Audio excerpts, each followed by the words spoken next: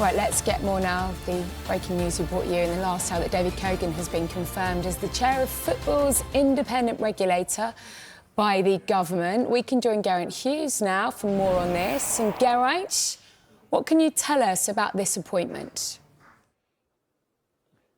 Yeah, this is no surprise in terms of the appointment as David Kogan. It's essentially confirmation of the job that has been billed for him for quite a while. He was actually nominated by the previous Conservative government when the Football Governance Bill was going through Parliament. It stalled because there was an election in July of last year, but came back and has now passed through Parliament and the Lords and has received Royal Assent. It is now it is no longer a bill, it is an act, the Football Governance Act.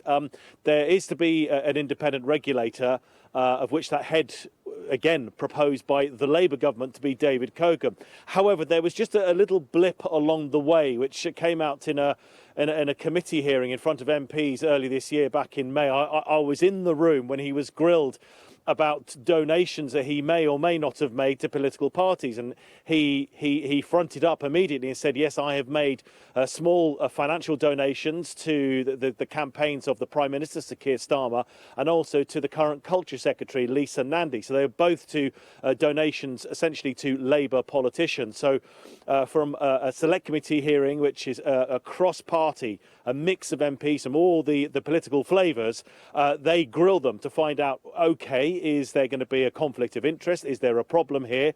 He was referred to an inquiry called the Shawcross Inquiry, which is essentially a man called William Shawcross, who is the head of the Commissioner for Public Appointments. They check that the person is essentially, is it a fit and proper person?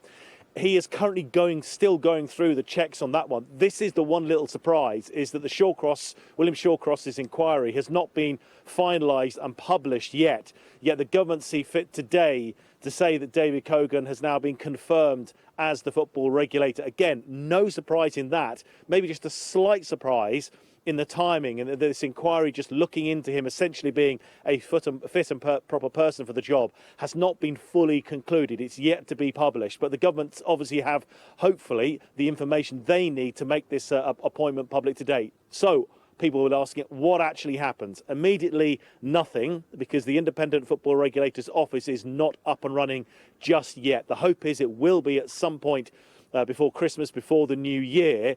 There is a shadow regulator in place at the moment. That is not chaired by David Kogan. He'll be starting to get to work, and this the independent regulator for football will come into force, we expect, in the next month or two.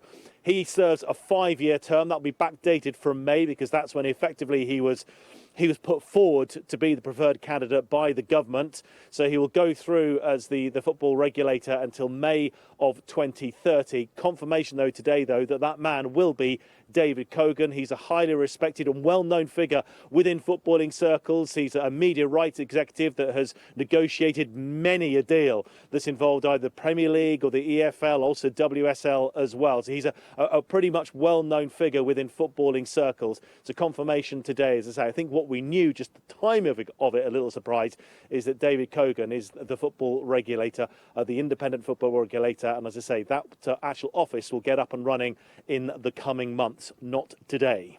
Brilliant. Thank you very much, Geraint.